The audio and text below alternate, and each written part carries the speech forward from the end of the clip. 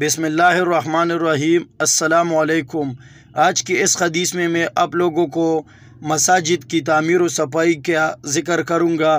شروع کرنے سے پہلے ایک چھوٹی سی ریکویسٹ کرتا ہوں، اگر چینل پر نئے ہو اور سبسکرائب نہیں کیا تو برائے مہربانی چینل کو سبسکرائب کریں اور ساتھ والی بیل بٹن بھی دبائیں تاکہ ہر نئے آنے والی ویڈیو کی اپڈیٹ آپ کو ملتے رہے۔ تو چلے جی شروع کرتے ہیں۔ جنت کا گھر نبی کریم صلی اللہ علیہ وسلم نے ارشاد فرمایا، جو شخص کوئی مسجد بنائے جس سے مقصود اللہ تعالیٰ کا خوش کرنا ہو اور کوئی بری عرض نہ ہو، اللہ تعالیٰ اس کے لیے اس کی مثل اس کا گھر جنت میں بنا دے گا۔ جنت کا گھر مسجد سے بڑا ہوگا۔ نبی کریم صلی اللہ علیہ وسلم نے ارشاد فرمایا، جو شخص اللہ تعالیٰ کے لیے مسجد بناوے گا، اللہ تعالیٰ اس کے لیے جنت کا ایک گھر بناوے گا جو اس سے بہت لمبا چوڑا ہوگا۔ چھوٹی سی مسجد کا اجر۔ نبی کریم صلی اللہ علیہ وسلم نے ارشاد فرمایا، جو شخص کوئی مسجد بنانے میں مال خرچ کرنا یا جان کی محنت خرچ کرنا دونوں آ گئے۔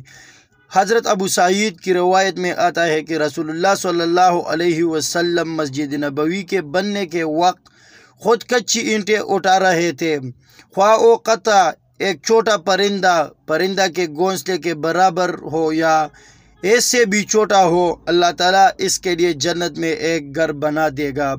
مسجد میں حلال مال لگاؤ۔ نبی کریم صلی اللہ علیہ وسلم نے ارشاد فرمایا، جو شخص عبادت کے لیے حلال مال سے کوئی عمارت یعنی مسجد بنائے، اللہ تعالیٰ اس کے لیے جنت میں موتی یاقوت کا گھر بنائے گا۔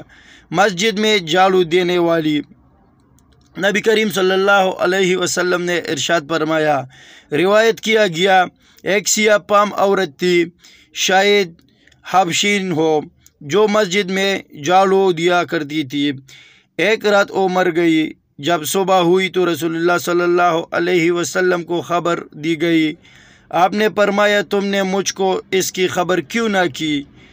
پھر آپ صحابہ کرام رضی اللہ تعالی عنہ کو لے کر باہر تشریف لے گئے اور اس کی قبر پر کھڑے ہو کر اس پر تکبیر فرمائی، مردہ نمازی جنازہ ہے، اور اس کے لیے دعا کی۔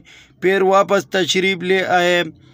ابن ماجہ اور ابن خزیمہ ایک اور روایت میں ہے کہ آپ نے اس سے پوچھا، تو نے کس عمل کو زیادہ فضیلت کا پایا؟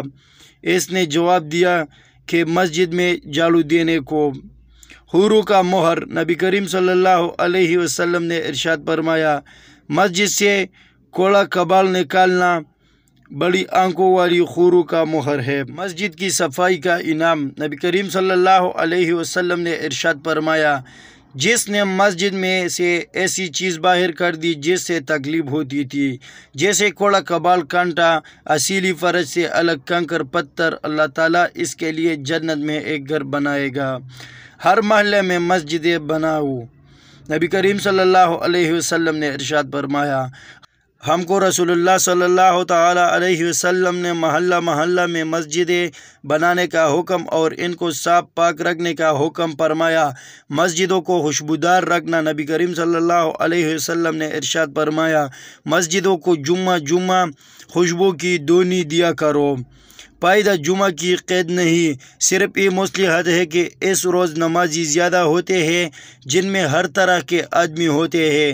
کبھی کبھی دھونی دینا یا اور کس طرح خوشبو لگا دینا، چھڑک دینا، سب برابر ہے۔